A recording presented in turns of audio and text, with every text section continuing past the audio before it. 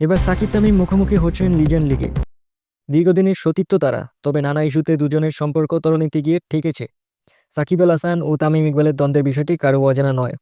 সেই সাকিব তামিম আবারও মাঠের লড়াইয়ে মুখোমুখি হতে যাচ্ছে সাবেক আন্তর্জাতিক ক্রিকেটারদের নিয়ে। আগামী 6ই ফেব্রুয়ারিতে ভারতের ছত্তিশগড় রাজ্যে রায়পুরে শুরু হচ্ছে লিজেন্ড 90 লিগ।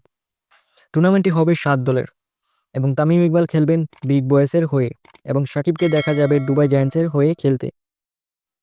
নতুন এই লিগে তামিম সতীর্থ হিসেবে পাচ্ছেন Chris Gayle, Tillakaratne Dilshan, Herschelle গিবসের মতো কিংবদন্তিদের।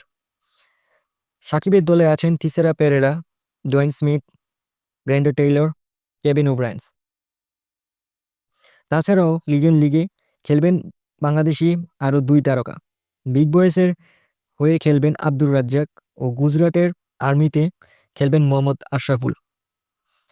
রাজ্জাক বর্তমানে বিসিবির নির্বাচক, আশরাফুল বিপিএল ফ্র্যাঞ্চাইজির রংপুর রাইডার্সের সহকারী কোচের দায়িত্বে আছেন।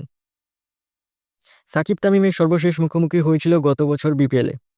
এবারে বিপিএলে সাকিব খেলতে না পারায় অনেকে ভেবেছিল দুজনকে হয়তো আর একসঙ্গে মাঠে দেখা যাবে না, কিন্তু লিজেন্ড 90 লিগের সৌজন্যে আগামী মাসেই ভারতের মুখোমুখি হচ্ছে এই দুই সতীর্থ।